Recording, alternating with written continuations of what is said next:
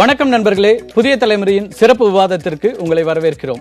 முக்கியமான ஒரு அறிவிப்பை ஆளுநர் மாளிகை இன்றைக்கு அறிவிப்பாக வெளியிட்டிருக்கிறது. குறிப்பாக முதலமைச்சர் ஜெயலலிதாவிடம் இருந்த இலாக்காக்கள் நிதியமைச்சர் ஓ பன்னீர்செல்வம் வசம் ஒப்படைக்கப்பட்டிருக்கின்றது. நிர்வாக வசதிக்காக தமிழக அரசினுடைய செயல்பாடுகள் எந்த மெத்தனமும் இல்லாமல் சிறப்பாக தொடர்ந்து தொய்வின்றி செயல்படுவதற்காக இந்த ஏற்பாடு செய்யப்பட்டிருக்கிறது. முதலமைச்சர் ஜெயலலிதா வசம் இருந்த இலாக்காக்களை தமிழக ஆளுநர் வித்யாசாகர் ராவ் இன்றைக்கு ஒரு அறிவிப்பு மூலமாக நிதியமைச்சர் ஓ பன்னீர்செல்வத்திற்கு ஒதுக்கியிருக்கிறார். ஆளுநர் மாளிகை வெளியிட்டிருக்கிற இந்த அறிக்கையில் இதுவரை முதலமைச்சர் வசம் இருந்த இலாக்காக்கள் அரசியலமைப்பு சட்ட விதிகளின்படி ஓ பன்னீர்செல்வத்திடம் ஒப்படைக்கப்படுவதாக தெரிவிக்கப்பட்டிருக்கிறது. நிதியமைச்சர் பன்னீர்செல்வம் அமைச்சரவை கூட்டங்களுக்கு தலைமை தாங்குவார். அதே போல அவருக்கு இந்த முதலமைச்சர் ஏற்கனவே வகித்து வந்த காவல்துறை, உள்துறை உள்ளிட்ட எல்லா போர்ட்போலியோவும் இலாக்காக்களும் ஒதுக்கப்படும் என்று அறிவிக்கப்பட்டிருக்கின்றது. மிக முக்கியமான ஒரு அறிவிப்பாக இந்த அறிவிப்பு பார்க்கப்படுகிறது. ஏற்கனவே அப்பல்லோ மருத்துவமனை வெளியிட்ட மருத்துவ குறிப்பில் முதலமைச்சர் ஜெயலலிதா நீண்ட நாட்கள் மருத்துவ சிகிச்சை ஏற்க வேண்டிய தேவை இருப்பதாக ஒரு அறிவிப்பை வந்திருந்தது. அதை ஒட்டி இப்போது இப்படி ஒரு அறிவிப்பும் ஆளுநர் மாளிகையிலிருந்து வந்திருக்கிறது. குறிப்பாக கடந்த சில நாட்களாக எதிர்க்கட்சிகள் உள்ளிட்ட ஆளும் கட்சியின் ஆதரவாக இருக்கின்றவர்களும் கூட ஒரு இடைக்கால ஒரு அரசு அல்லது இடைக்கால முதலமைச்சர் அல்லது வேறு ஏதாவது ஒரு ஏற்பாடு தேவையா என்கிற ஒரு விவாதத்தை எழுப்பியிருந்தார்கள். குறிப்பாக காவிரி பிரச்சனை உள்ளிட்ட பிரச்சனைகள் இருக்கும்போது, இருமாநில பிரச்சனைகள் இருக்கும்போது, இந்த பிரச்சனைகளின் போது குறிப்பாக அரசாங்கத்தினுடைய பணிகள் தொய்வடையக்கூடாது, எந்த நிலையிலும் தொய்வடையக்கூடாது என்கிற அந்த கருத்தை ஒட்டி எதிர்க்கட்சியாக இருக்கிற திமுக ஒரு இடைக்கால ஏற்பாடு வேண்டும் என்ற ஒரு கோரிக்கையை எழுப்பியிருந்தது. அதே போல அவர்கள் துணை முதல்வரோ அல்லது இடைக்கால முதல்வரோ இருக்க வேண்டும் என்கிற ஒரு கோரிக்கையும் கூட வைத்திருந்தார்கள். ஒரு முக்கியமான ஒரு அறிவிப்பாகவும் இருந்தது. அதே நேரத்தில் மற்ற கட்சிகளும் கூட, சில கட்சிகள் இதில் இது போன்ற ஒரு இடைக்கால ஏற்பாடு என்பது தேவைதான், ஆனால் அந்த தேவை என்பதை அதிமுக தானாக அந்த முடிவை எடுக்க வேண்டும், அதிமுக தலைமைதான் அது எப்படிப்பட்ட ஒரு முடிவாக இருக்க வேண்டும் என்கிற ஒரு கருத்தை பதிவு செய்திருந்தார்கள். அந்த விதத்தில் இன்றைக்கு ஆளுநர் மாளிகையிலிருந்து வெளிவந்திருக்கிற இந்த குறிப்பில் முதல்வருடைய ஆலோசனையின் பேரில் இந்த பொறுப்புகள் நிதியமைச்சர் ஓ பன்னீர்செல்வத்திற்கு வழங்கப்பட்டிருப்பதாக தெரிகிறது. இது குறித்து தான் இன்றைக்கு நாம் விவாதிக்க இருக்கின்றோம். ஆளுநர் மாளிகை வெளியிட்டிருக்கின்ற இந்த செய்தி குறிப்பினுடைய முக்கியத்துவம் என்ன? இந்த இலாக்காக்கள் ஓ பன்னீர்செல்வம் அவர்களிடம் கொடுக்கப்பட்டிருக்கிறது. ஏற்கனவே முதலமைச்சராக இருந்து அதில் அனுபவம் பெற்ற ஒருவர் இப்போது மீண்டும் முதலமைச்சருடைய இலாக்காக்களை அவர் கூடுதலாக பெற்றிருக்கிறார். இது எந்த வகையில் அரசியல் தமிழக அரசினுடைய செயல்பாடுகளை மேலும் எந்தவித தொய்வும் இல்லாமல் செயல்படுத்த உதவப் போகிறது என்பது குறித்து தான் இன்றைக்கு நாம் விவாதிக்க இருக்கின்றோம். இன்றைய நம்முடைய விவாதத்தில் பங்கேற்கிறார்கள் பத்திரிகையாளர் பிரியம்பதா, அதே போல தங்களுடைய இல்லத்திலிருந்து விடுதலை சிறுத்தைகள் கட்சியினுடைய தலைவர் திரு தொல் திருமாவளவன், இந்திய கம்யூனிஸ்ட் கட்சியினுடைய செயலாளர் திரு முத்தரசன், அதே போல வழக்கறிஞர் உள்ளிட்ட நால்வரும் நம்மோடு இணைகிறார்கள். வழக்கறிஞர் சுதாராமலிங்கமும் நம்மோடு இந்த விவாதத்தில் இணைகிறார். வணக்கம் திருமாவளவன், உங்களுடைய கோரிக்கையும் கூட ஏதாவது ஒரு இடைக்கால ஏற்பாடு செய்யப்பட வேண்டும் என்பதாக உங்களுடைய கருத்துக்கள் முன்வைக்கப்பட்டன. ஆனால் கடந்த 2-3 நாட்களிலேயே உங்களுடைய கருத்துக்களில் வேறு விதமான ஒரு கருத்து எதிரொலிக்கப்பட்டதாக பார்க்கப்பட்டது. இந்த அறிவிப்பை நீங்க எப்படி பாக்குறீங்க?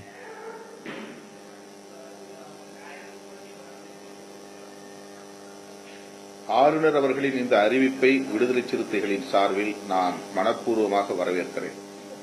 இந்த ஒரு மாற்று ஏற்பாட்டை தான் விடுதலை சிறுத்தைகள் முன்மொழிந்தது. அதாவது முதல்வர் அவர்கள் கடந்த 3 வார காலமாக தீவிர சிகிச்சை பிரிவில் அனுமதிக்கப்பட்டிருக்கிற சூழலில் ஆட்சி நிர்வாகம் குறித்த முடிவுகளை யார் எடுக்கிறார்கள் என்கிற கேள்வி இயல்பாகவே எழுந்தது. மூத்த அமைச்சர்கள் எடுக்கிறார்களா அல்லது அமைச்சர் பதவியில் இல்லாதவர்கள் எடுக்கிறார்களா என்கிற ஒரு சந்தேகம் எழுந்த நிலையில்தான் இப்படிப்பட்ட கேள்விகள் எழுந்தன என்பதை நாம் அறிவோம். சிலர் துணை முதல்வர் என்ற பொறுப்பு உடனடியாக நியமிக்கப்பட வேண்டும் என்றார்கள். விடுதலை சிறுத்தைகளை பொறுத்தவரையில் துணை முதல்வர் பொறுப்பை பரிந்துரை செய்வது முதல்வராகத்தான் இருக்க முடியும்.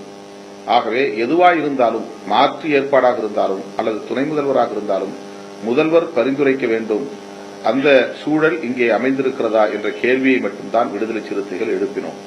இன்றைக்கு ஆளுநர் அவர்களின் அறிவிப்பில் முதல்வர் அவர்களின் ஆலோசனையின் பேரில் அனைத்து இலாக்காக்களையும் ஓ பன்னீர்செல்வம் அவர்கள் கவனிப்பார் என்று அறிவித்திருக்கிறார்கள்.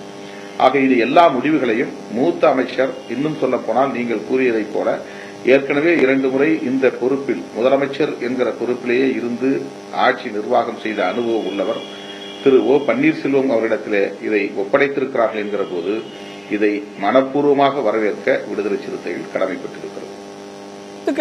வெவ்வேறு விதமான முரண்பாடுகளை கடந்த 3 நாட்கள்ல பார்க்க முடிஞ்சது. இந்த மாற்று ஏற்பாடு என்பதுல உங்களுக்கு ஏதாவது குழப்பங்கள் இருந்ததா? முதல் 9ஆம் தேதி நீங்கள் சொன்ன கருத்துக்கும் அடுத்தடுத்த நாட்கள்ல சொன்ன கருத்துக்களையும் சில வேறுபாடுகள் இருந்ததாக புரிதல் இருந்தது.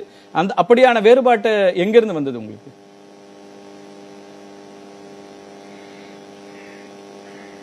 எந்த முரண்பாட்டையும் நாங்கள் சொல்லவில்லை. எங்களுடைய கோரிக்கை என்னவென்றால், திரு சுப்பிரமணியம் சுவாமி அவர்கள் தமிழக அரசை கலைத்துவிட்டு இங்கே குடியரசுத் தலைவர் ஆட்சியை உருவாக்க வேண்டும், அமுல்படுத்த வேண்டும் என்று அவர் கோரிக்கை விடுத்த நிலையில்தான் இதில் நாங்கள் கருத்து சொல்லும் நிலைக்கு தள்ளப்பட்டோம்.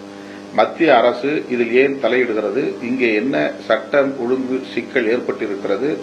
356வது பிரிவை பயன்படுத்தி ஆட்சியை கலைக்கக்கூடிய அளவுக்கு என்ன நெருக்கடி ஏற்பட்டிருக்கிறது?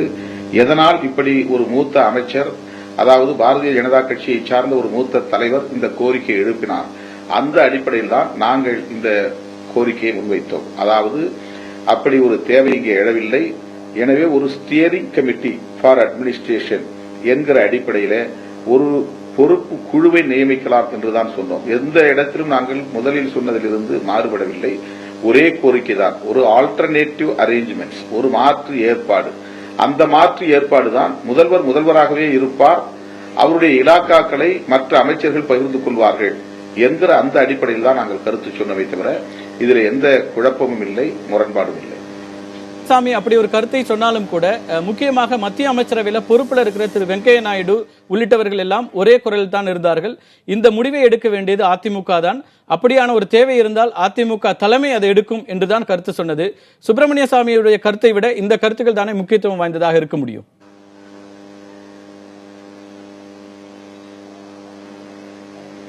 அதாவது சுப்பிரமணிய சுவாமி அவர்கள் சொன்னவுடன் நாங்கள் இந்த கருத்தை சொன்னோம். எங்கள் கருத்துக்கு பிறகுதான் வெங்கையா நாயுடு அவர்களின் கருத்து வெளிவந்திருக்கிறது. ஆகவே வெங்கையா நாயுடு அவர்கள் சொன்ன கருத்திலே எனக்கு உடன்பாடு இருக்கிறது. அவர் சொன்னது சரி.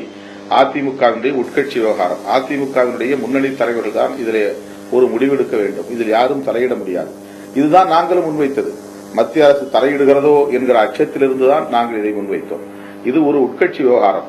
பொதுமக்கள், வெகு மக்கள் பெரும்பான்மையான இடங்களில் அதிமுகவை வெற்றி பெற வைத்து செல்வி ஜெயலலிதா அம்மையார் அவர்களை முதல்வராக தேர்வு செய்திருக்கிற நிலையிலே அதை இன்றைக்கு சர்வசாதாரணமாக கலைத்துவிட வேண்டும் என்று சொல்லக்கூடிய அளவுக்கு மத்திய அரசு முயற்சிக்கிறதோ, இது பிரதமரின் குரலோ? பிரதமர் அமைதியாக இருக்கிறாரே, ஒரு மூத்த தலைவராக இருக்கிற சுப்பிரமணிய சுவாமி அவர்கள் சொன்ன கருத்துக்கு ஒருவர் கூட மறுப்பு தெரிவிக்கவில்லை, கண்டிக்கவில்லை. நாங்கள் எழுப்பிய கேள்விக்கு பிறகு வெங்கையா நாயுடு அவர்கள் அதை மறுக்கிற வகையிலே 19 ஒரு கருத்தாக சொன்னார். எந்த வகையிலும் சரி, அவர் சொன்னது வரவேற்க தகுந்தது. இன்றைக்கு அந்த மாற்று ஏற்பாடு நடைமுறைக்கு வந்திருக்கிறது. இதுவரையில் நிலவி வந்த அத்தனை குழப்பங்களுக்கும் கேள்விகளுக்கும் விடை சொல்லக்கூடிய வகையிலே, முற்றுப்புள்ளி வைக்கக்கூடிய வகையிலே ஆளுநரின் இந்த அறிவிப்பு அமைந்திருக்கிறது என்பதை மனப்பூர்வமாக வரவேற்கிறோம். தொடர்ந்து பேசலாம். இணைப்பிலே இருங்க திரு திருமாவளவன். திருமதி சுதா ராமலிங்கம், உங்களுக்கான கேள்வி. இது ஆர்டிகல் 166, அரசமைப்பு சட்டம் 166 பிரிவு 3 கீழ் இந்த அறிவிப்பை கவர்னர் வெளியிட்டிருக்கிறார், ஆளுநர் வெளியிட்டிருக்கிறார். இந்த அரசமைப்பு சட்டம் என்ன சொல்கிறது? இதன் மூலமாக இந்த அரசாங்கத்தினுடைய தேவையான மாற்றங்களை ஆளுநர் செய்ய முடியும் என்கிற கருத்து சொல்லப்பட்டிருக்கிறதா? நிச்சயமாக அவருக்கு செய்ய முடியும். கவுன்சில் ஆஃப் மினிஸ்டர்ஸுடைய சீஃப் மினிஸ்டருடைய அட்வைஸின் பேரில் தான் கவர்னர் எந்த ஒரு அறிக்கையும் கொடுக்கிறார். ஆனால் இதில் ஒன்று நம்ம பார்க்க வேண்டியதாக என்ன நான் நினைக்கிறேன் அப்படின்னு சொன்னால், சீஃப் மினிஸ்டர் உண்மையாகவே அவருடைய விருப்பத்தை கூறியிருக்கிறாரா இல்லையா, அவருடைய ஆலோசனை தானா இல்லையா, அவரால் பேச முடிகின்ற நிலையில் இருக்கிறாரா இல்லையா, இது சீஃப் மினிஸ்டருடைய ஆணையாக இருக்கிறதா அல்லது மற்றவர் வேற யாரோ எக்ஸ்ட்ரா பவரில் இருக்கக்கூடியவங்க யாராவது கொடுத்ததாங்கிறது ஒரு $1 மில்லியன் கொஸ்டினாகத்தான் தெரியுது. யாருமே இன்க்ளூடிங் த கவர்னர் அவரை பார்த்ததாக சொல்லவில்லை. அப்போ சீஃப் மினிஸ்டர் பார்க்க முடியாத நிலையில் இருக்கக்கூடிய, பேச முடியாத நிலையில் இருக்கக்கூடிய அவருடைய ஆலோசனையின் பேர் இது நடக்கிறது அப்படின்னு சொல்லும் பொழுது யாரை யார் ஏமாற்றுகிறார்கள் அல்லது யார்கிட்ட என்ன பேசுறாங்க அப்படிங்கிறது ஒரு அதிகாரப்பூர்வ அறிவிப்பாக இருக்கிற நிலையில அதையும் கூட நீங்கள் சந்தேகப்படுவது என்பது சரியா இருக்க முடியுமா? ஆளுநருடைய அதிகாரப்பூர்வ அறிவிப்பாக கொடுக்கப்படுகிறது. முதலமைச்சருடைய ஆலோசனையின்படி இந்த ஏற்பாடு என்று ஆளுநர் குறிப்பிட்டிருக்கிறார். யாருடைய முதலமைச்சரின் ஆலோசனையின்படின்னு சொன்னதுதான் எனக்கு இப்ப நம்முடைய மந்திரிகளின் ஆலோசனைப்படி, அதாவது மினிஸ்டர்ஸ் உடைய கேபினட் உடைய ஆலோசனைப்படி அப்படின்னு சொல்லியிருந்தாலோ அல்லது ஆளும் கட்சியின் ஆலோசனைப்படி சொல்லியிருந்தாலோ எனக்கு எந்த விதமான ஐயமும் இருக்காது. ஆனா இதுல என்ன சொல்லப்படுகிறது, முதலமைச்சரின் ஆலோசனைப்படி அப்படின்னு சொல்லும் பொழுதுதான் நிச்சயமாக ப்ரூடண்டா இருக்கக்கூடிய, லாஜிக்கலா திங்க் பண்ணக்கூடிய, சயின்டிபிக்கா திங்க் பண்ணக்கூடிய மூளை இருக்கிற ஒவ்வொருத்தரும் கேட்கக்கூடிய கேள்வியா தான் நான் ஒரு பாமரனா தான் நான் இதை கேட்டுக்கிட்டு இருக்கேன். ஒரு யாருமே அவங்கள பார்த்ததா சொல்லல, அவங்க பேசினதை கேட்டதா சொல்லல. அப்படி இருக்கும்போது அவங்க தான் பேசினாங்க, அவங்க தான் சொன்னாங்க, அவங்களுடைய ஆலோசனை பேர் இது நடக்குதுன்னு சொல்லும் பொழுது நிஜமாவே அவங்க ஆலோசனை பேர் தான் நடக்குதாங்கிறத சீசர்ஸ் வைஃப் ஷுட் ஆல்சோ. நம்ம ஒரு விவாதங்கள்ல இப்படியான கேள்விகள் எழுப்பதுங்கிறது தாண்டி கவர்னர் அதிகாரப்பூர்வமா அறிவிக்கும் போது அதுல குறைந்தபட்சமான நேரடியாக அவர் கேட்டறிந்ததன் அடிப்படையில் தானே இப்படி ஒரு அறிவிப்பை கொடுப்பாரு. அப்படி அதையும் நம்ம கேள்வி எழுப்ப முடியும் அப்படின்னு நினைக்க முடியுமா? இல்ல, இது எல்லாத்தையுமே கேள்வி கேட்கலாங்க. கேள்வி கேட்பது எல்லாருக்குமே உரிமை இருக்குதான் செய்யுது. Right to information also is something very very ஃபண்டமெண்டலா நம்ம இன்னைக்கு பார்க்க வேண்டிய சூழல்ல இருக்கும். இன்னைக்கு கவர்னர் ஒரு அறிக்கையை விட்டிருக்கார். அந்த அறிக்கையில என்ன நீங்க சொல்றீங்க, அட்லீஸ்ட் உங்களுடைய புதிய தலைமுறையில நான் படிக்கும் பொழுது என்ன சொல்லப்படுகிறது, முதலமைச்சரின் ஆலோசனையின் பேரில் அப்படின்னு சொல்றதுனாலதான் கவுன்சில் ஆஃப் மினிஸ்டர்ஸினுடைய ஆலோசனையின் பேரில் அப்படின்னு சொல்லல. இது முதலமைச்சரின் ஆலோசனையின் பெயரில் சொல்லும் பொழுதுதான் இந்த கேள்வி என்னுடைய மனசுல எழறது. இது என் மனசுல எழக்கூடிய இந்த கேள்வி பல கோடி தமிழ் மக்களுடைய கேள்வியாகத்தான் நான் இதை முன்வைக்கிறேனே ஒழிய என்னுடைய தனிப்பட்ட ஒரு கேள்வியாக நான் சொல்லல. நிச்சயமாக நம்ம எல்லார் மனசிலையும் ரைட் திங்கிங் பீப்புளுடைய மனசுல ஏற்படக்கூடிய ஒரு கேள்வி. கவர்னர் கவுன்சில் ஆஃப் மினிஸ்டர்ஸ் உடைய ரெக்கமெண்டேஷன் பிரகாரம் நான் சொல்றேன் அப்படின்னு சொன்னா பரவாயில்ல. ஆனால் பேசாமல் இருக்கக்கூடிய, ரொம்ப உடல்நிலை சரியில்லாம இருக்கக்கூடிய, நிச்சயமாக முன்முடிவுக்கு நம்ம எப்படி வர்றோம் அப்படிங்கிறது தான் இப்ப கேள்வியாக இருக்கிறது. நம்ம தொடர்ந்து பேசலாம். திரு சுதாராமலிங்கம் இணைப்புல இருங்க. திரு ஜி கே வாசன் நம்மோட இணைப்புல இருக்கிறார்.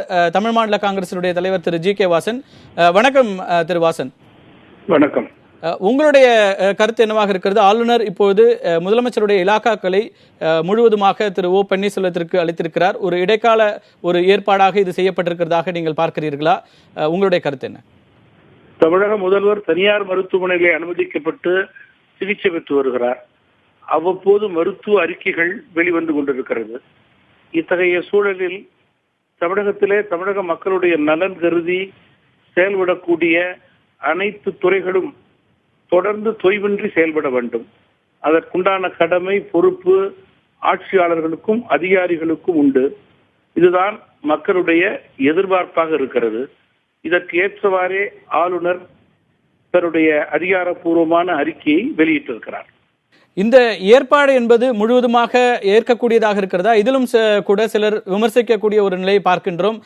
ஏற்கனவே திரு ஓ பன்னீர்செல்வம் இருந்தபோது முழுமையாக பணிகள் நிறைவேற்றப்படல. முதலமைச்சர் மீண்டும் ஆட்சி பொறுப்பை ஏற்கும் போது, முதலமைச்சராக செல்வி ஜெயலலிதா வரும்போதுதான் இந்த பணிகள் நடந்தன என்கிற விமர்சனங்களையும் பார்க்கிறோம். உங்க பார்வை எப்படி இருக்கிறது? அரசியல் அமைப்பு சட்டத்திற்கு உட்பட்டே ஆளுநர் இந்த முடிவை எடுத்திருக்கிறார் என்பது தமிழ் மாநில காங்கிரஸ் கட்சியினுடைய கருத்து. இதை வரவேற்கிறேன். ஆளுநருடைய இந்த அறிவிப்பிலும் கூட முதலமைச்சருடைய ஆலோசனை பெற்று என்கிற இந்த வரிகளில் கேள்விகள் எழுப்பப்படுகின்றன. உங்களுக்கு அப்படியான கேள்விகள் இருக்கின்றனவா? உங்களுடைய பார்வை என்னவாக இருக்கிறது? என்னை பொறுத்தவரையிலே இன்றைக்கு அரசு தொடர்ந்து நடைபெறுவதற்கு இந்த அறிவிப்பு தேவையானது. மக்கள் ஏற்றுக்கொள்வார்கள் என்று நம்புகிறேன். நன்றி திரு வாசன், உங்களுடைய கருத்துக்களுக்கு நன்றி. இப்போது நம்மோட இணைப்பில் பாரதிய ஜனதா கட்சியினுடைய தமிழக தலைவர் திருமிகு தமிழிசை சவுந்தரராஜன் இணைந்திருக்கிறார். அவரையும் வரவேற்கிறேன். அதற்கு முன்னதாக திரு முத்தரசன், உங்களுடைய பார்வை என்ன? இந்த இடைக்கால ஏற்பாடு என்பது அரசு பணிகளில் சுணக்கம் இல்லாமல் தொடர்ந்து செயல்படுவதற்கான ஒரு ஏற்பாடாக பார்க்கிறீர்களா, அல்லது வேறு வகையான பார்வை உங்களிடம் இருக்கிறதா?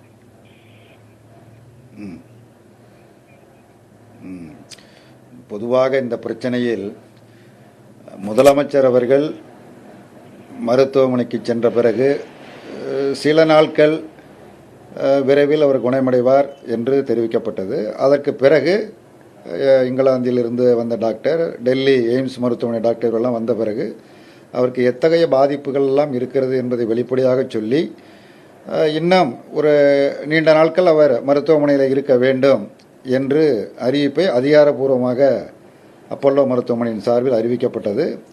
அதற்கு பிறகு ஒரு மாற்று ஏற்பாடு மற்றவையெல்லாம் செய்ய வேண்டும் என்று பல்வேறும் அவரவர்கள் கோணத்திலிருந்து பல்வேறு கருத்துக்களை தெரிவித்து வந்தார்கள். அப்பொழுதே இந்திய கம்யூனிஸ்ட் கட்சியை பொறுத்த மட்டில் ஒரு ஏற்பாடு என்பதை அதிமுக தனக்குத்தானே அது ஏற்படுத்தி கொள்ளும். அது ஒரு பெரிய கட்சி, என்ன தேவை என்பதை அவர்கள் பூர்த்தி செய்து கொள்வார்கள் என்கிற கருத்தைத்தான் நான் இந்திய கம்யூனிஸ்ட் கட்சியின் சார்பில் தெரிவித்து வந்தேன். இப்பொழுது இன்றைக்கு இந்த ஏற்பாடு செய்யப்பட்டிருக்கிறது. ஆளுநர் அவர்கள் யாரோ சொன்னால் அது குறித்து நாம் சர்ச்சைகளை எழுப்பிக் கொண்டிருக்கலாம். அதிகாரப்பூர்வமாக பொறுப்பு வகிக்கிற ஆளுநர் அவர்கள் அதிகாரப்பூர்வமாக இன்றைக்கு இந்த அறிவிப்பை செய்திருக்கிறார்கள். இந்த அறிவிப்பை பொறுத்தமட்டில் நான் இந்திய கம்யூனிஸ்ட் கட்சியின் சார்பில் இதில் நான் வரவேற்கிறேன். குறிப்பாக தொடக்கத்தில் நீங்கள் முதலில் தோழர் திருமாவளவன் அவர்களைத்தான் கருத்து கேட்டீர்கள். இந்த நிகழ்ச்சியில் அவரை முதலில் கருத்து கேட்டது மிக சரி என்பது என்னுடைய கருத்து. காரணம் என்னவென்று சொன்னால், அரசியல் தலைவர்களில் முதலாக அப்பல்லோ மருத்துவமனைக்கு சென்றவர் தோழர் திருமாவளவன் அவர்கள்தான். அதனைத் தொடர்ந்துதான் நான் சென்ற மற்ற அரசியல் கட்சி தலைவர்கள், பல முதலமைச்சர் இவரெல்லாம் சென்றிருக்கிறார்கள். அவர் சொல்லியதை போல் ஒரு முதலமைச்சர் உடல்நலம் இல்லாத ஒரு சூழலில் பாரதிய ஜனதா கட்சியைச் சேர்ந்த மூத்த தலைவர் என சொல்லப்படுகிற சுப்பிரமணிய சாமி தான் கடுமையான குழப்பத்தை உருவாக்குவதற்குள்ள முயற்சிகளை மேற்கொண்டார். அது அவருடைய சொந்த கருத்து என்று நிராகரிப்பதற்கு இல்லை. அது அவருடைய சொந்த கருத்து என்று சொன்னால் இதுவரையில் பிரதமர் அதை பகிரங்கமாக கண்டித்திருக்க வேண்டும். வெங்கையா நாயுடு அவர்கள் அண்ணா திராவிட முன்னேற்ற கழகம் தான் முடிவு செய்யும் என்று சொல்லியிருப்பதை வரவேற்றாலும் கூட, சுப்பிரமணிய சாமி அவர்கள் சொன்ன கருத்தை அதிகாரப்பூர்வமாக அந்த கட்சியினுடைய அகில இந்திய தலைவரோ அல்லது பிரதமரோ இதுவரையில் கண்டிக்கவில்லை. ஆகவே முதலமைச்சர் உடல்நலம் கருத்து என்பது ஒவ்வொரு முறையும் வேறுபட்டதாக தான் இருக்குது. அது தமிழக தலைமையும் ஏற்கிறது இல்ல, அல்லது தேசிய தலைமையும் ஏற்பதாக இல்ல. பல நேரங்களில் சுப்பிரமணிய சாமியுடைய குரல் என்பது தனித்துதான் ஒலித்திருக்கிறது. முடிவுகள் வேறானதாக இருந்திருக்கிறது. குறிப்பாக தமிழ்நாட்டுக்கு பொறுப்பாளராக இருக்கிற முரளிதர் ராவ் அதை மறுத்திருக்கிறார்.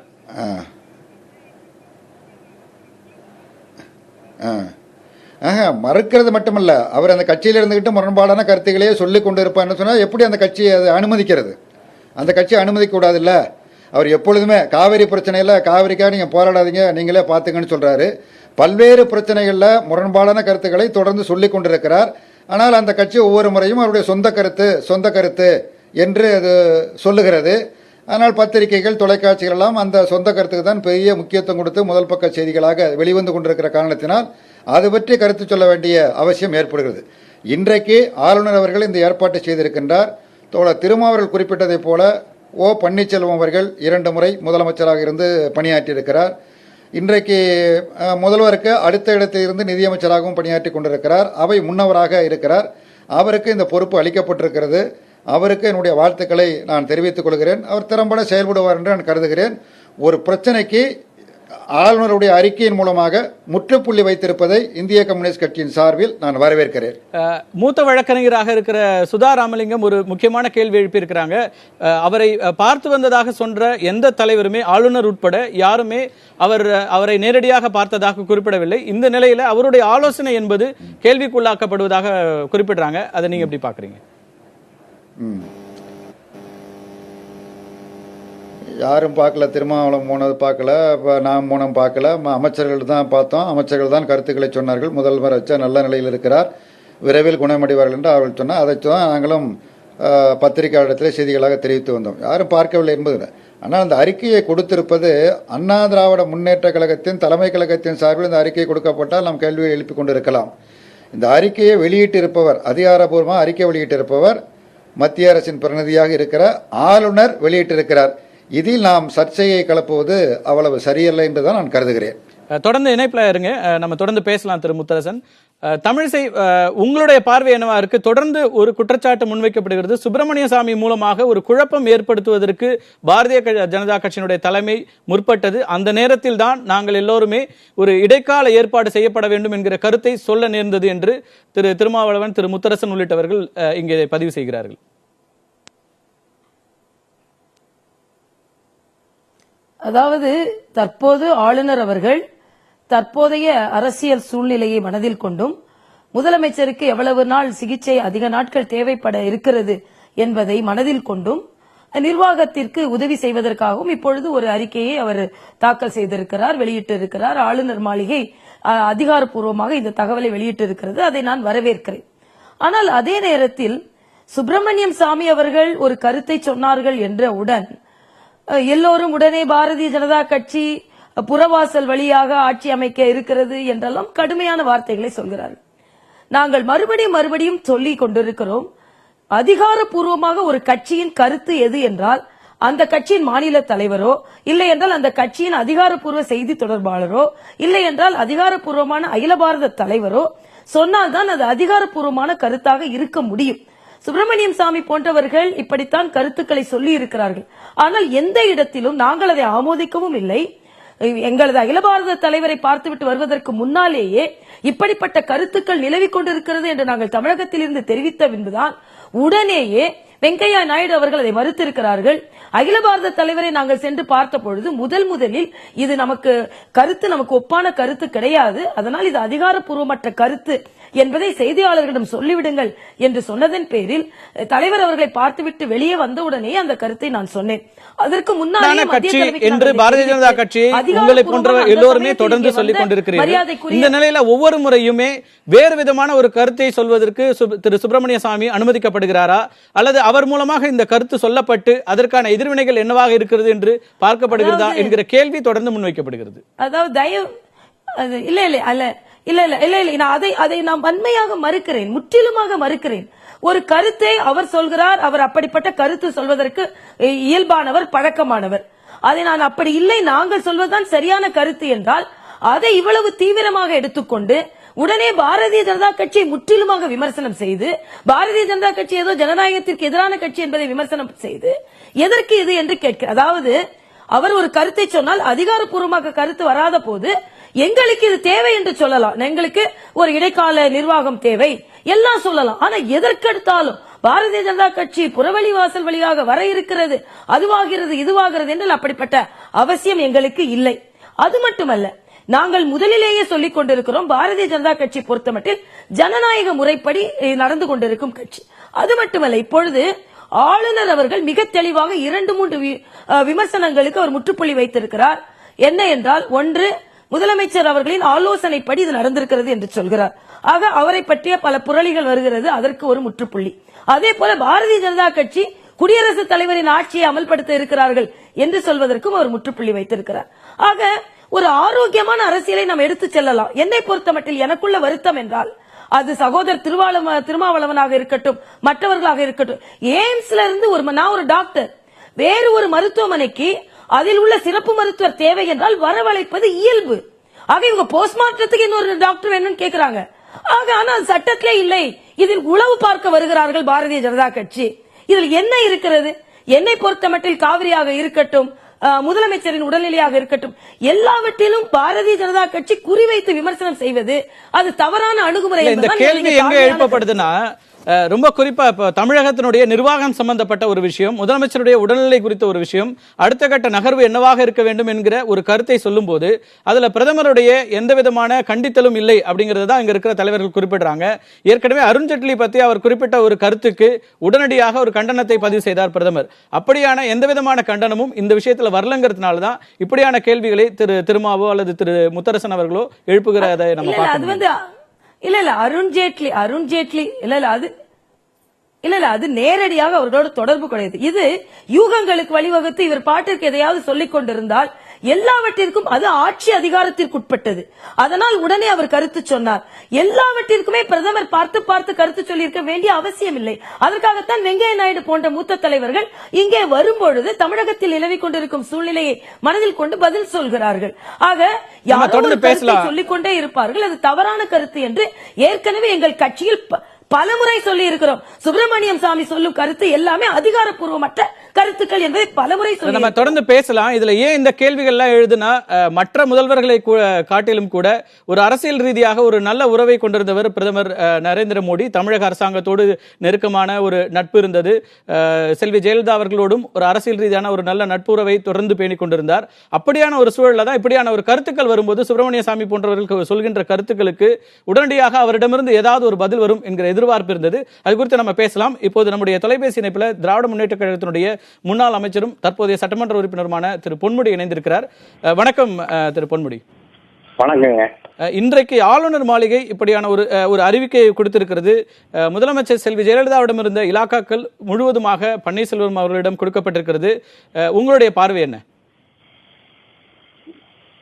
கழகத்தினுடைய தலைவர் கலைஞர் அவர்கள் கொடுத்த அறிக்கையின் அடிப்படையிலும் எங்களுடைய தளபதி அவர்கள் சொன்னதனுடைய அடிப்படையிலும் அவர்கள் கேட்டதெல்லாம் நிர்வாகத்தை தொடர்ந்து நடத்த வேண்டும், அதைத்தான் கேட்டார்கள் அவர்கள். அதை இன்று இவர்கள் செய்திருக்கிறார்கள்.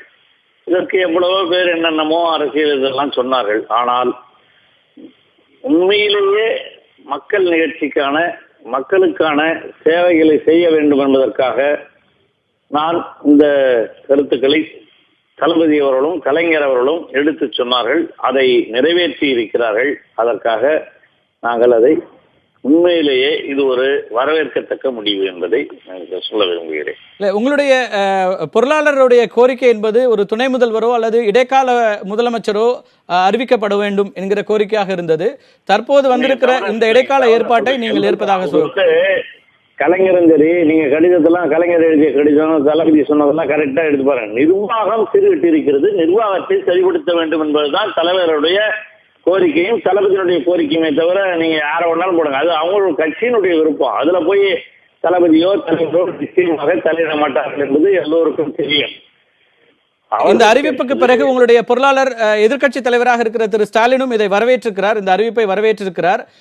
அந்த அடிப்படையில் உங்களுடைய இந்த கருத்தையும் பார்க்கிறேன். இந்த நிலைமையில இந்த ஏற்பாடு என்பது என்ன அளவில் அரசாங்கத்தினுடைய நிர்வாகத்தை தொய்வில்லாமல் நடத்துவதற்கு பயனுள்ளதாக இருக்கும்னு நினைக்கிறீங்க? நிச்சயமாங்க. எதுவோ ரைட் ஆர் ராங், எங்களுக்கு யாரு ஹூ இஸ் த பர்சன்ங்கிறது it is not our concern. But it is to be decided that somebody is to be there to decide the person. It is okay. ஆனால் உங்கள் கட்சியிலே இருக்கிற மூத்த தலைவர்களாக இப்போது சட்டமன்ற உறுப்பினர்களாக இருக்கிற திரு மா சுப்பிரமணியன் உள்ளிட்டவர்கள் எல்லாம் ஓ பன்னீர்செல்வம் அவர்களிடம் ஏற்கனவே ஆட்சி தலைமை பொறுப்பு இருந்தது, ஆனால் அப்போது எந்த செயல்பாடும் செய்யப்படவில்லை என்பதாக ஒரு கருத்தை சொல்லியிருந்தாங்க. இது ஒரு மாறுபட்ட முரண்பட்ட கருத்துக்களா பார்க்க வேண்டியது. நாம இதெல்லாம் அவர் சொல்லியிருந்தா தப்பு. என்ன பொறுத்தவரையில அவங்க கட்சியில அவங்களுக்கு யார் வரணும் அவங்க டிசைட் பண்ணணும். They are the ruling party. They decided and they are doing it. What is that? நன்றி திரு பொன்முடி, உங்களுடைய கருத்துக்களுக்கு நன்றி. பிரேமதா, இந்த ஏற்பாடுங்கிறது ரொம்ப முக்கியமாக பார்க்கப்படுகிறது. ஏன்னா தொடர்ந்து எல்லா எதிர்க்கட்சிகளுமே இப்படியான ஒரு கோரிக்கையை முன் வச்சிட்டு இருந்தாங்க. இன்னைக்கு கவர்னர் ஆட்சியினுடைய பொறுப்பை முதலமைச்சர் மீண்டும் முழுமையாக நலம் பெற்று ஆட்சி பொறுப்புக்கு வரும் வரை ஓ பன்னீர்செல்வம் ஏற்பார் என்று சொல்லப்பட்டிருக்கிறது. ஏற்கனவே திரு எம்ஜிஆர் இப்படி உடல்நலம் குறைந்த போதும் கூட சட்டம் அப்போது கேபினெட்ல 2வது இடத்துல இருந்த திரு நெடுஞ்செழியனுக்கு இந்த பொறுப்புகள் கொடுக்கப்பட்டிருந்தன. இதன் மூலமாக இந்த ஒரு தேக்கமில்லாத ஒரு நிலை வரும் அப்படின்னு எதிர்பார்க்க முடியுமா? நிச்சயமா. ஏன்னா இன்னைக்கு இந்த அறிவிப்பு வந்ததுக்கு காரணமே இந்த எதிர்க்கட்சிகள் போட்ட அந்த பிரஷர் தான். சோ கவர்னன்ஸ் ஒழுங்கா நடக்கணும்னா இந்த ஒரு இன்டரிம் சிஎம் வேணா டெப்டி சிஎம் வேணா இந்த அரேஞ்ச்மெண்ட் போதும். ஏன்னா மன்மோகன் சிங் சர்ஜரி நடந்த போது கூட அடுத்த முக்கியமான மினிஸ்டரா இருந்த பிரணப் முகர்ஜி அவர்களை தான் அவர் நியமிச்சாரு, அரசாங்கம் தொய்வு இல்லாம நடக்கணுங்கிறதுக்காக. அதே மாதிரி இப்போ பன்னீர்செல்வத்தை நடத்திருக்காங்க, அலோகேட் பண்ணிருக்காங்க. சோ அப்ப அரசாங்கம் ஒழுங்கா நடக்கும், முக்கியமா எதிர்கட்சிகள் கேள்விகள் எழுப்பாது. சோ அதனாலதான் இந்த அரேஞ்ச்மெண்ட் பண்ணிருக்காங்க. சோ என்ன பொறுத்த வரைக்கும் கவர்னன்ஸ் ஒழுங்கா நடக்கணுங்கிறது தான் இதனுடைய நோக்கம். அந்த பிரஸ் ரிலீஸ்ல பாத்தீங்கன்னா முதல் கிளாஸ் கவர்னர் தான் அறிவிக்கிறார். அவருடைய ரைட்ஸ் பிரகாரம் தான் இதை நான் பண்றேங்கிறத சொல்றாரு. அதுக்கப்புறம் தான் கன்சல்டேஷன் வித் சீஃப் மினிஸ்டர்ங்கிற வார்த்தையை 2வது பேராகிராஃபில் தான் யூஸ் பண்றாங்க. அது ஒரு முக்கியமான ஒரு சுதாராமலிங்கம் ஒரு கேள்வி எழுப்புறாங்க. இது ஆலோசனையின் பேரில் அப்படின்னு போடுறதுல இன்னமும் சந்தேகங்கள் எழுப்புறாங்க. அது ஆளுநருடைய அறிக்கையாக இருந்தாலும் கூட பலதரப்பட்ட மக்களுக்கும் இந்த கேள்வி இருக்கிறது அப்படிங்கிற கேள்வி எழுப்புறாங்க. அது நீங்க ஏற்கிறீங்களா? உங்களுடைய பார்வை இல்ல. என்ன பொறுத்த வரைக்கும் அது தேவையில்லை. ஏன்னா இப்போ யுனைடெட் ஸ்டேட்ஸ் ஆஃப் அமெரிக்கால ஒரு லா இருக்கு. அவங்களுடைய தலைவர்கள் வருடம் மெடிக்கல் செக்அப் பண்ணிட்டு ஏதாவது உடல்நிலை குறைவு இருந்தா அந்த ரெக்கார்ட்ஸை டிரான்ஸ்பரண்டா சொல்லணும். நம்ம ஊர்ல அந்த மாதிரி கிடையாது. மன்மோகன் சிங் ஆகட்டும், சோனியா காந்தி ஆகட்டும், இல்ல எம்ஜிஆர் அவர்கள் ஆகட்டும், அவர்கள் ஹாஸ்பிட்டல் செஞ்சாங்கன்னா அவங்களோட மெடிக்கல் ரெக்கார்ட்ஸ் கொடுக்கணும். அவங்க பேசுறாங்களா இல்லையா, இந்த ஆலோசனை படி அதெல்லாம் நம்ம டிரான்ஸ்பரண்டா சொல்லணுங்கிற அவசியம் கிடையாது.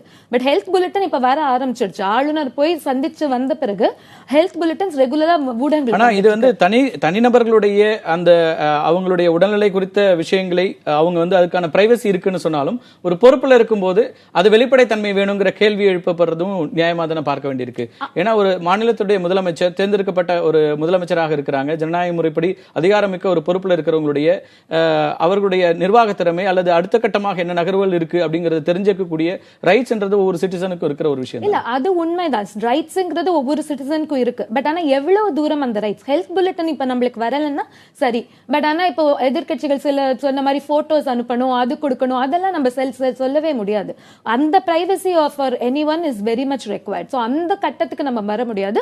பட் ஓரளவுக்கு நிர்வாகம் தடைப்படுதாங்கிறது தான் இதுல முக்கியமான விஷயம். தடைப்படலைன்னா அது பாட்டுல சென்று கொண்டிருக்கிறதுனா அது அப்ப வந்து நம்ம இதை இன்னும் ஸ்க்ரூட்டனைஸ் பண்ணக்கூடாது, எஸ்பெஷலி ஒரு விமன் லீடர் இருக்கிற இடத்துல. நீங்க சொன்ன மாதிரி ஏற்கனவே திரு மன்மோகன் சிங்குக்கு இது போன்ற ஒரு மருத்துவ சிகிச்சை அளிக்கப்பட்ட போது அப்போது அவருக்கான அந்த பதவியை குறுகிய காலத்துக்கு கொடுக்கும் போது as the advice of prime minister என்று சொல்லி பிரணாப் முகர்ஜியிடம் அப்போ கொடுக்கப்பட்ட ஒரு நிகழ்வும் இப்ப நம்ம வந்து ரீகால் பண்ண வேண்டியிருக்கு. இப்போது நம்முடைய இணைப்பில் திரு திருநாவுக்கரசர் இணைந்திருக்கிறார், காங்கிரஸ் கட்சியினுடைய மாநில தலைவர் திருநாவுக்கரசர். வணக்கம் திரு திருநாவுக்கரசர்.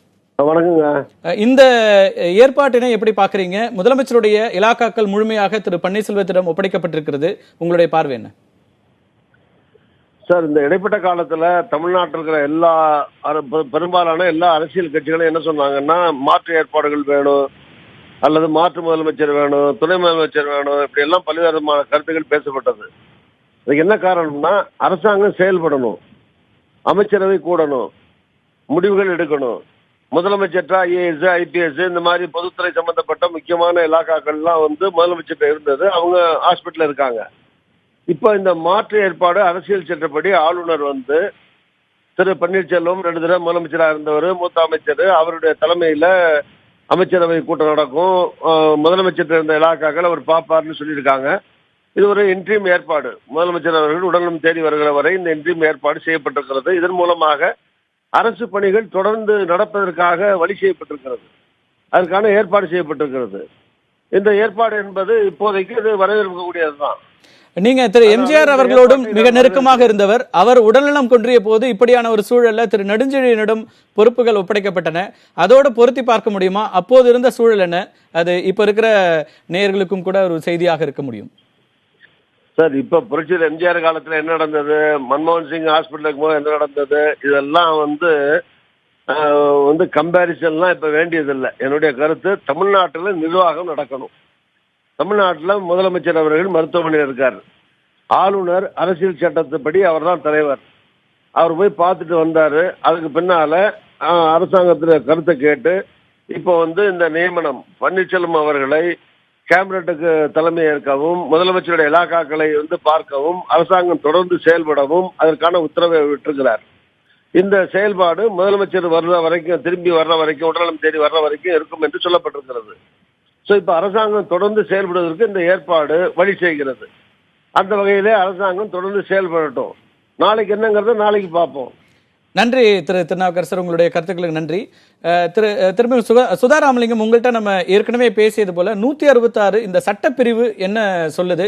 இதன் மூலமாக ஆளுநருக்கு அதிகாரங்கள் இருக்கிறது. ஒரு முதலமைச்சர் இருந்தாலும் கூட அதிகாரத்தினுடைய 166(1) படி ஒரு மாநில அரசின் நிர்வாக பணிகள் அனைத்தும் அந்த ஆளுநரின் பெயரால் செய்யப்படுவதாக அறிவிக்கப்பட வேண்டும் என்று சொல்கிறது. இது கிளாஸ் 3ல இந்த அறிவிப்பை ஆளுநர் கொடுத்திருக்கிறார். இதன் அரசியல் முக்கியத்துவம் அல்லது சட்ட ரீதியான முக்கியத்துவமாக என்ன பார்க்க வேண்டியிருக்கு? எக்ஸிக்யூட்டிவ் ஹெட்டாக தான் கவர்னர் இருக்கார். ஒவ்வொரு சட்டமுமே நம்ம வந்துட்டு லெஜிஸ்லேச்சர் பாஸ் பண்ணாலும் சரி, எது சொன்னாலும் வந்துட்டு அரசாணைகள் எல்லாமே கவர்னருடைய பேரில் தான் போகும். அதுதான் இதுவும் கூட காமிக்கிறது. ஸோ இந்த ரெக்கமெண்டேஷன் வந்து சீஃப் மினிஸ்டரோ அல்லது கவுன்சில் ஆஃப் மினிஸ்டர்ஸுடைய பேர்லேயோ வரும்பொழுது அதை ஆணையாக பிறப்பிப்பது என்பது கவர்னருடைய பொறுப்பாக பார்க்கிறோம். அதை தான் கவர்னர் செஞ்சிருக்காரு. இது ரொம்ப தேவையான ஒன்றும் கூட. நம்முடைய சீஃப் மினிஸ்டருக்கு ஓய்வு கொடுப்பதற்கும் அவருடைய உடல்நிலை நல்லா வர்றதுக்கும் கூட இது தேவையான ஒன்றாகத்தான் நான் பார்க்குறேன். இது வந்து அவசியமற்றதுன்னு நான் சொல்லவே இல்லை. இது நிச்சயமாக தேவையான ஒன்று. பொறுப்புகளும் கூட யாரிடம் இன்னுமே போகின்றன, அதை யார் எப்படி பண்ண போகிறாருங்கிறது கூட மக்களுக்கு தெரியணும். அதையும் வந்து தெளிவாக காண்பிப்பதற்கும் இந்த அறிக்கை வந்து உபயோகமாக இருக்கும். These are all the law making provisions. இந்த ப்ரொவிஷன்ஸ் எல்லாமே கவர்னர் மூலியமாக தான் போக முடியும். அதனால அதனால தான் கவர்னரை தான் நம்ம எக்ஸிக்யூட்டிவ் ஹெட்டுங்கிறோம். சென்ட்ரல் கவர்மெண்ட்டை பொறுத்த வரைக்கும் பிரசிடென்ட்டை எக்ஸிக்யூட்டிவ் ஹெட்டுங்கிறோம், ஸ்டேட் கவர்மெண்ட்டை பொறுத்த வரைக்கும் கவர்னரை எக்ஸிக்யூட்டிவ் ஹெட்டுங்கிறோம். ஆனால் அந்த எக்ஸிக்யூட்டிவ் ஹெட் யார் மூலியமாக எதன் மூலியமாக செய்யும், தன்னிச்சையாக எதுவும் செயல்பட முடியுமா என்று பார்த்தால் தன்னிச்சையாக அவர்களால் செயல்பட முடியாது. அவங்க செயல்படுவது என்பது நம்முடைய கவுன்சில் ஆஃப் மினிஸ்டர்ஸ், சீஃப் மினிஸ்டருடைய அட்வைஸ் எடுத்து தான் அவர்களால் செயல்பட முடியும். அதனால தான் வந்து கவர்னருடைய இந்த அறிக்கையில் சீஃப் மினிஸ்டருடைய ரெக்கமெண்டேஷன் ஆலோசனையின்படி அப்படின்னு சொல்லப்பட்டிருக்கிறது. ஆக மொத்தம் it is notification, it is notification given by the governor on the advice of the chief minister அப்படிங்கிறாங்க. நன்றி. சுருக்கமாக ஏற்கனவே தமிழிசை அவர்கள் விளக்கி இருக்கிறாங்க, பாரதிய ஜனதா கட்சிக்கு எந்த உள்நோக்கமும் இல்லை, நாங்க தொடர்ந்து தெளிவாக சொல்லிக் கொண்டிருக்கிறோம். ஆனாலும் மாநிலத்தில் இருக்கிற சில கட்சி தலைவர்கள் இது வேறு விதமாக எல்லாவற்றுக்கும் பாரதிய ஜனதா கட்சி மீது குற்றம் சாட்டுகிறார்கள் என்று சொல்கிறார். உங்களுடைய இறுதியான கருத்து சுருக்கமா?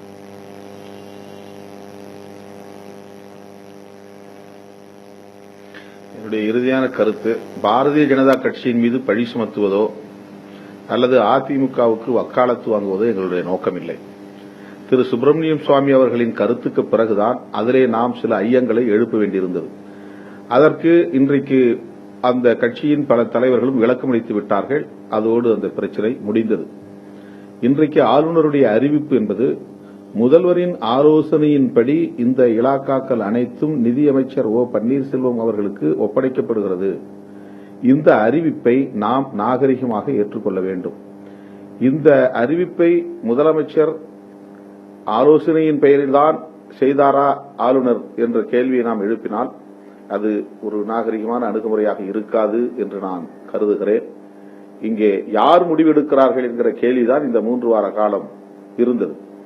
முதல்வர் தீவிர சிகிச்சை பிரிவில் இருக்கிற போது முடிவெடுப்பது யார்? மூத்த அமைச்சர்களா அல்லது அதிகாரிகளா அல்லது எந்த பதவியிலும் இல்லாத சிலரா? இந்த கேள்வி பல்வேறு மட்டத்திலே எழுப்பப்பட்ட நிலையில்தான் இன்றைக்கு அனைத்துக்கும் ஒரு முற்றுப்புள்ளி வைக்கிற வகையிலே இனி எல்லா முடிவுகளையும் ஓ பன்னீர்செல்வம் அவர்கள் எடுப்பார். அமைச்சரவை கூட்டங்களுக்கு அவரே தலைமை தாங்குவார். முதல்வருடைய இலாக்காக்களை அவரே கவனிப்பார் என்று ஒரு முற்றுப்புள்ளி வைக்கப்பட்டிருக்கிறது. எனவே இது ஆரோக்கியமான ஒரு முடிவு, வரவேற்கிறோம். நன்றி திரு திருமா. உங்கள் அத்தனை பேருக்கும் நன்றி. இந்த சிறப்பு விவாதத்தில் பங்கேற்று உங்களுடைய கருத்துக்களை முன்வைத்ததற்காக. ஆளுநருடைய அறிவிப்பின் மூலமாக தமிழக அரசில் எந்த ஒரு தொய்வும் இல்லாமல் இந்த ஆட்சி என்பது நடைபெறும் என்கிற ஒரு கருத்து வலுப்பெற்றிருக்கிறது. மீண்டும் ஒரு நிகழ்ச்சியில் சந்திக்கலாம் நண்பர்களே. நன்றி, வணக்கம்.